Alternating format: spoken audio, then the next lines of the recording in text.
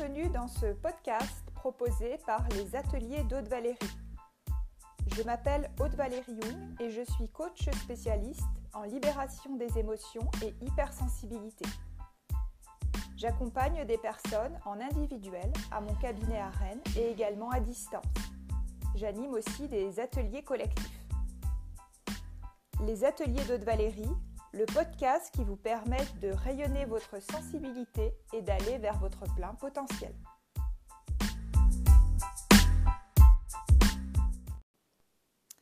Bonjour, alors dans un précédent épisode, nous avons parlé d'un des piliers de l'hypersensibilité d'un point de vue cognitif ou mental. Aujourd'hui, nous allons voir au travers la question d'une de mes clientes une autre caractéristique qui est la haute réceptivité émotionnelle. Donc nous allons en fait partir de la question de cette cliente. Je vais ensuite vous préciser pour moi ma vision en termes d'origine, d'explication. Et ensuite, donc, on verra des pistes, des solutions pour essayer justement donc, d'améliorer ce ressenti. Alors, cette cliente, en fait, me témoigne donc que, en fait, elle est hypersensible et qu'elle se sent menacée au milieu d'autres automobilistes qu'elle sent, qu'elle perçoit agressifs, sans même les regarder. Donc sa question, il y en a plusieurs même, c'est comment faire pour remédier à ce ressenti qui me met très mal à l'aise en voiture et qui me fait très peur. Est-ce que mon hypersensibilité à moi est un frein en voiture ou au contraire? Et enfin, comment se passe mon contact au milieu des autres automobilistes? Alors, tout d'abord, pour expliquer l'origine. Tout d'abord, j'aimerais vous renvoyer à un article que j'ai écrit donc, sur le blog de mon site internet où je parle de la haute sensibilité en distinguant pour moi d'une part la sensibilité ou l'empathie, à savoir cette capacité finalement d'être en relation au niveau du cœur avec les autres personnes, l'amour, la compassion, donc ce sentiment en fait qui aussi fait notre humanité, qui nous porte. Et l'émotivité qui va donc être, et là particulièrement dans ce cas, en fait impactante, gênante dans notre quotidien qui est liée justement au pic émotionnel, donc les up and down, très prononcés pour les personnes hypersensibles. Donc par rapport à cette émotivité, je rappelle que la personne hautement sensible en fait a des émotions qui vont être plus intenses que la personne non hypersensible. Il y a eu donc des études qui ont été faites par la chercheuse américaine Hélène Aron avec imagerie IRM du cerveau qui ont montré que la personne hypersensible réagit plus que les autres par rapport aux circonstances négatives, mais aussi par rapport aux circonstances positives. En fait, c'est comme si elle réagit plus qu'une personne non hypersensible, particulièrement à des images ou à des situations de connotation positive. Par exemple, être facilement ému en voyant un chiot, un chaton, etc., un gâteau d'anniversaire. Ceci est encore plus vrai si la personne hautement sensible a eu une enfance favorable, c'est-à-dire qu'il y a eu une acceptation, un lien émotionnel sécurisant pendant la petite enfance, etc. Et donc toujours d'après les études du docteur Hélène Aron, une personne hautement sensible qui a une enfance difficile, donc une perte de repères, une blessure d'abandon, de rejet, donc un manque de relationnel sécurisant, a plus de chances en fait de développer de la timidité, de la dépression, de l'anxiété, voire de la phobie. Et une personne adulte qui mène une vie très stressante en fait avec tous ces éventuels traumatismes entre guillemets, a plus de difficultés finalement à maîtriser ses émotions. Alors, on voit bien donc, dans cette présentation un petit peu théorique qu'il s'agit là, dans ce qu'évoque le docteur Aron, d'une représentation soit positive, soit négative d'une situation. Moi, je pars aussi là-dessus sur un postulat d'effet miroir pour un petit peu comprendre les choses ou comme un effet de résonance. Si vous êtes par exemple dans une pièce, hein, pour illustrer ça plus concrètement, que vous avez un piano et que sur le mur d'à côté vous avez un violoncelle qui va être posé, si vous appuyez sur la touche de la note Do sur le piano, vous allez avoir une vibration qui va se créer sur la corde Do du violoncelle. Donc pour moi, en fait, ce qu'on va percevoir en fait de notre monde extérieur est un reflet également de notre monde intérieur. Donc c'est ce que j'appelle l'effet miroir ou cet effet de résonance. Alors, la particularité dans cet exemple, c'est que la situation en tant que telle, c'est-à-dire conduire une voiture, est une situation a priori qui est neutre. C'est-à-dire que pour une personne même qui est hypersensible et qui va conduire en voiture, elle ne va pas forcément avoir ce genre d'angoisse, de manifestation, de phobie hein, finalement qui s'est installée. Parce que là, il s'agit vraiment d'une peur qui va être chronique dans le temps. Pour répondre à la question donc me concernant, par exemple, moi en tant qu'ultrasensible, je n'ai pas dégagé, je n'ai pas ce genre de ressenti en voiture. Donc, si je vais un petit peu plus loin dans ce qui se passe au niveau des mécanismes, donc déjà, on a un ressenti. Un ressenti souvent qui va passer, donc même si la cliente ne le précise pas, mais par des manifestations physiques qui sont fonction de chaque personne, hein, ça peut être voilà, le cœur qui se met à battre plus vite, les mains moites, la respiration qui s'emballe, etc., etc. Ce ressenti physique, finalement, c'est ce qu'on va appeler donc la réaction d'alarme du corps. Ensuite, on va basculer sur l'aspect justement plutôt émotionnel. Donc, il y a cette peur qui arrive. Pourquoi? Parce qu'on va avoir une pensée qui est en fait une cognition paniquante. Alors, il faudrait mettre précisément des mots sur cette pensée. Qu'est-ce qui va se passer en fait dans la tête de la personne et associer cette pensée, cette cognition paniquante à l'émotion de peur, en fait, on va arriver finalement sur le conditionnement ou la croyance, en fait, hein, la croyance limitante dont je parle aussi dans d'autres vidéos. Donc c'est clair que là-dessus, faudrait avoir vraiment des informations sur la croyance. Ça peut être par exemple, je vais avoir un accident, je vais perdre le contrôle, je vais me faire agresser. Hein. Bon là, c'est ce qui transparaît à travers cette question. Voilà, qu'est-ce qu'on se dit, qu'est-ce qu'on se répète surtout de façon chronique. Et là, donc je vais revenir également sur ce qui se passe quand on a cette impression justement de perdre en fait le contrôle. Donc il y a ce facteur déclenchant, donc c'est cette situation particulière de conduire une voiture, une réaction d'alarme, la perception alarmante des symptômes de la réaction d'alarme. Finalement, on a l'impression de perdre le contrôle et donc tout cela fait qu'on va avoir une accentuation encore, un renforcement de la réaction d'alarme. Et de fil en aiguille, en se répétant, on est dans un véritable cercle vicieux qui en fait correspond au cercle vicieux en fait de la phobie, où on n'arrive plus du tout à se sortir et à se désensibiliser, si je puis dire. Alors, on a un petit peu vu donc l'aspect théorique. Ce que je veux faire comprendre par là, c'est que pour moi, là, si on devrait trouver des pistes de solutions, il faudrait creuser l'origine de ce ressenti dans l'histoire personnelle de la personne. Ok, pourquoi dans cette situation, la personne ressent ça? Ça peut être parce qu'il y a eu effectivement une mémoire à un moment donné dans une voiture, voilà, un traumatisme, etc. Mais pas forcément. Ça peut également, la voiture peut rappeler en fait autre chose. Par exemple, la peur d'être coincé, d'étouffer. Qu'est-ce que signifie la conduite? Est-ce qu'il y a une inquiétude sur le fait de se déplacer? De prendre aussi, prendre le volant, c'est prendre sa place parmi les autres. C'est sortir de cette zone de confort et conduire, c'est-à-dire se mouvoir, c'est-à-dire aussi rentrer dans l'action. Voilà, je donne juste des questions qui peuvent servir de pistes, mais pour aller plus loin, en fait, dans l'observation. Donc maintenant, ce que je vous propose, en fait, c'est d'arriver à exposer quelques pistes de ce qui peut être mis en place en termes d'action.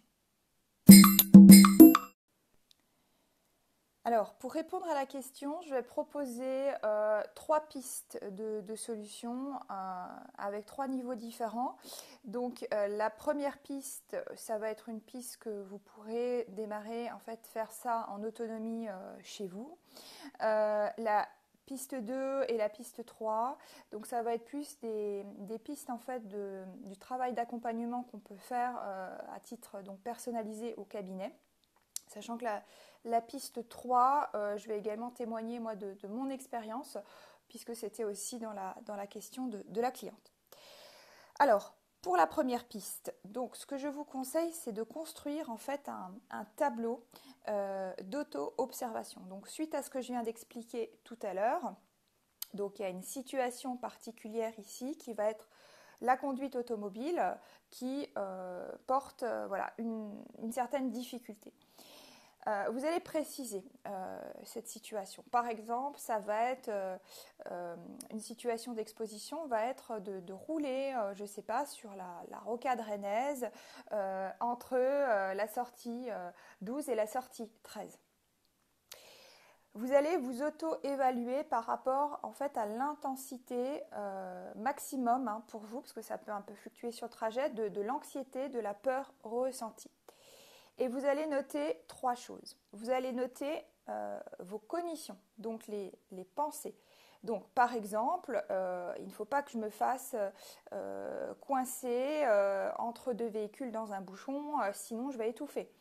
Ou alors, si je panique, là c'est foutu, je vais perdre le contrôle, je ne vais plus pouvoir conduire, je vais avoir un accident, et donc je vais essayer de me détendre en pensant à autre chose. Deuxième colonne, ça va être les sensations physiques. Qu'est-ce qui se passe dans votre corps? Donc, sensations par exemple de gêne respiratoire, de boule dans la gorge, de douleur à l'estomac, d'engourdissement, de picotement au bout des doigts, de sensations vertigineuses, etc.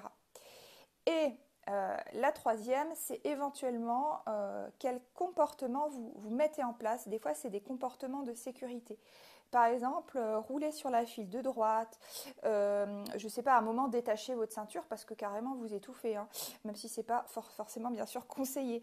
De baisser la vitre de votre portière pour mieux respirer, de mettre la radio, de boire de l'eau, d'appeler un ami sur votre téléphone portable. Voilà, encore une fois, bien sûr, ce n'est pas conseillé en termes de sécurité. Manger un bonbon, ne pas me mettre derrière un camion, etc. etc. Ensuite, à partir de là, alors bien sûr, sur ces différents points, on va pouvoir agir. Alors, au niveau de la réaction d'alarme dont on parlait tout à l'heure, et puis finalement aussi là des sensations physiques, qu'est-ce qu'on peut faire?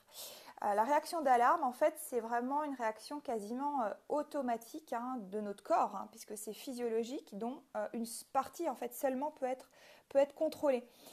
Il y a une façon, une composante importante pour maîtriser cette réaction d'alarme, c'est la respiration. Donc, en contrôlant volontairement votre respiration. Chaque fois que la peur est déclenchée par l'oppression respiratoire, c'est contrôlant cette respiration, prévenir par exemple l'apparition d'hyperventilation.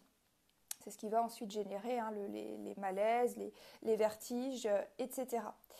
Je vous conseille aussi à ce niveau-là de regarder des exercices que vous trouvez sur internet de cohérence cardiaque qui aident vraiment à, même sur quelques minutes, à vraiment changer de fréquence vibratoire et à se calmer, en fait en termes physiques, mais également ça va bien sûr agir sur les pensées.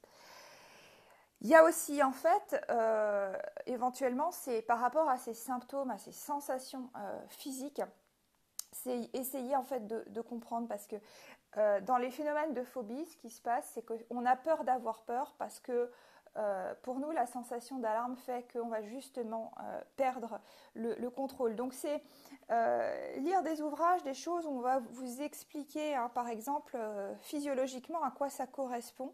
Je reprends toujours là, la gêne respiratoire. En fait, c'est tout simplement une contraction musculaire, hein, de la paroi de l'abdomen avec certains muscles, voilà, qui sont mobilisés. Et il y a une augmentation de la contraction en fait, du diaphragme. Donc, toutes ces tensions musculaires apparaissent avec la peur. Elle est causée en fait par ces contractions, mais il n'y a aucun danger à ce niveau-là, hein, même si c'est très désagréable. En fait, ces contractions ne peuvent pas aboutir à un étouffement. Et là-dessus, quand je parlais un petit peu de désensibilisation, c'est pousser cet effet physiologique, par exemple, dans des situations que vous contrôlez et voir en fait qu'il ne se passe rien. Par exemple, tout simplement, là sur la respiration, ça va être inspirer à fond en gonflant le thorax et l'abdomen, bloquer sa respiration par exemple pendant 20 secondes. Déjà, c'est énorme. Vous allez déjà avoir un certain ressenti, le cœur qui ralentit, mais en fait, ce qu'il faut vous dire, c'est ok, c'est désagréable, mais ça va aller. Et le fait d'expérimenter les sensations physiques, mais je dirais de ne pas faire de malaise, dans des situations voilà, simples, ça peut être tout d'abord chez vous, voilà, où le degré d'anxiété va être moins important, ça vous permettra aussi de reprendre le dessus sur ces sensations. Ensuite, on va avoir l'action donc sur le comportement. Alors, pour moi, il n'existe pas de possibilité de diminuer la peur sans éviter, hein, fuir ou alors si on sécurise la situation paniquante. Pour moi, la seule possibilité en fait, de moduler la peur, c'est d'affronter d'abord les situations les moins angoissantes. Et à chaque fois, en fait, il y a une confrontation à une situation angoissante à court terme. Et si elle ne déclenche pas d'attaque de panique, ça amène en fait à une baisse d'anxiété générale et on peut passer à la confrontation suivante. D'où l'échelle en fait, à chaque fois de notation, d'évaluer, ne pas monter voilà, dans les premières fois à plus de 2-3 sur 10 quand vous vous exposez à des situations angoissantes. Voilà, donc ça c'est un petit peu la technique dite d'exposition, hein, où on va s'exposer petit à petit. Alors, là aussi, vous pouvez vous faire vos situations d'exposition suivant votre échelle, hein. Par exemple, mais vous comprenez bien qu'il faut lier ça à une origine, hein. Par exemple, la peur de se déplacer. Ok, je vais démarrer peut-être pas en voiture, mais je vais démarrer en vélo. Je vais peut-être, déjà être assise en tant que passager et je vais voir si justement je change ma vision, mon ressenti en me faisant conduire. Ensuite, je vais peut-être partir conduire seule, mais d'abord sur un parking, puis dans un quartier, puis sur une autoroute, etc. Et ensuite dans une ville que je connais pas. Donc il y a toutes ces étapes, en fait, ces degrés à trouver. Ensuite, la deuxième clé pour moi, c'est donc dans mon expérience, en fait, au niveau de l'hypersensibilité émotionnelle, c'est faire en fait la différence, arriver à faire la différence entre mes émotions et celles des autres. Pour cela, il y a différentes techniques, notamment soit l'hypnose, mais aussi tout simplement les voyages intérieurs, où on va aller vraiment sur du centrage, c'est-à-dire arriver à être présent, à être dans son intériorité parmi les autres.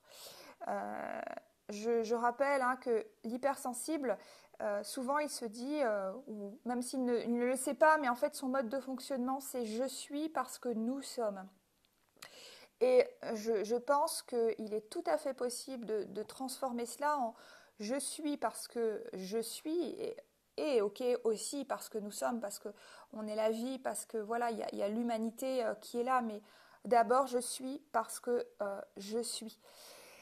Et donc, dans ce centrage, il y a différentes techniques, mais il y a aussi un alignement fort à trouver entre justement le mental, ce qu'on se dit, le ressenti émotionnel, le centre cœur et notre action, c'est-à-dire ce que l'on fait et ce que l'on ressent dans notre corps. Donc tout cela peut se travailler en séance individuelle. Je propose aussi des fois des ateliers collectifs en fait à ce niveau-là. Il ne s'agit pas du tout de se couper des autres, mais simplement de trouver l'équilibre juste. Enfin, je terminerai par la dernière clé pour parler aussi moi d'une expérience de phobie que j'avais et puis comment j'ai cheminé par rapport à ça. Donc ça illustre aussi en fait le fait que il y a une histoire personnelle en fait. Au-delà de cette caractéristique, il y a pourquoi on réagit comme ça dans cette situation-là. Et là, c'est vraiment individuel, on ne peut pas généraliser. Moi, personnellement, donc, j'ai expérimenté la phobie sociale, particulièrement en fait, dans des situations qui me déclenchaient ça. C'était en fait quand j'étais pendant mes études, dans des salles de classe, d'enseignement, des réunions notamment, etc. Ce que j'ai pu remonter derrière ça, pour moi, c'était, ça s'est pas fait d'un coup, mais en plusieurs étapes, qu'à l'origine, il y avait en fait une peur de perdre ma liberté, en fait, d'être enfermée, et en corollaire de ça aussi, comme c'était une exposition à un groupe, la peur du regard des autres. Donc il y avait tout ce jugement, la notion d'estime de soi, de confiance en soi à l'intérieur de moi, qui était très faible, on va dire défaillante, et qu'il a fallu en fait arriver à comprendre, à accueillir et ensuite à libérer. Dans mon expérience personnelle, moi, l'outil qui m'a le plus apporté donc en termes d'émotionnel sur mon hypersensibilité à ce niveau-là, c'est la rencontre avec l'énergétique. Donc pareil, j'en parle aussi de mon parcours sur un article de mon blog qui s'appelle Itinéraire d'une hypersensible, où je vais vraiment parler des différentes rencontres que j'ai pu faire avec le monde de l'énergétique, mais c'était avec cette technique-là, juste en 2 mots, c'est qu'en fait on va travailler justement sur les différents corps, notre corps physique, notre corps émotionnel, notre corps mental, et encore il y en a plein d'autres, on est des véritables poupées russes. Et c'est grâce à cette technique où j'ai vraiment vu une différence avant-après, et je dirais, j'ai gardé bien sûr la sensibilité, l'empathie, mais c'est comme si en fait on pouvait filtrer entre guillemets ce qui passait ou pas en fait dans nos cœurs d'une autre façon.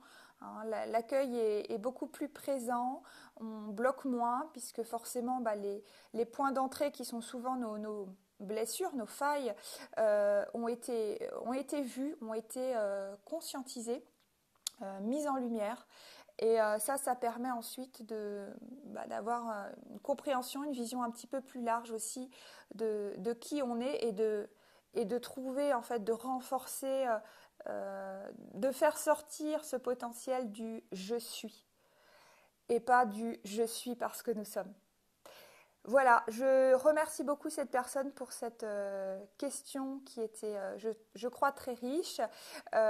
Si cela vous parle, vous concerne, si cela résonne aussi en vous, donc n'hésitez pas à me contacter par mail ou à vous inscrire à ma newsletter pour être tenu des actualités, ou de m'appeler. Je suis toujours à votre disposition, et je vous dis à très bientôt.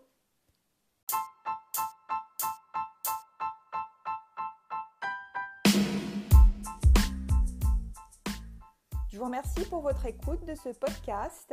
N'hésitez pas à vous abonner à ma newsletter sur mon site internet www.lesateliersdaudevalerie.fr, ou m'envoyer suite à ce podcast tous vos commentaires à contact@lesateliersdaudevalerie.fr.